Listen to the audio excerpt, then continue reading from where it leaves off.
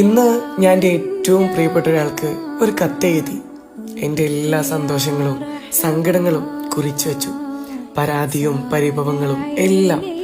പക്ഷേ ആ കത്ത് പോസ്റ്റ് ചെയ്യാനോ അയക്കാനോ കഴിയില്ല. Because that is letter to God. അതെ, ദൈവത്തിനൊരു കത്ത്. പലപ്പോഴും ഉള്ളിലെരിയുന്ന കനലുകൾക്ക് ആശ്വാസമാണ് ഇങ്ങനൊരു കത്ത്. പറയാനൊരാളില്ലാതിരിക്കുമ്പോഴും പറയാൻ ഒത്തിരി കഥകൾ മനസ്സിലിരിക്കുമ്പോഴും ഒരു ആശ്വാസമാണ് ഇങ്ങനൊരു എഴുത്ത്.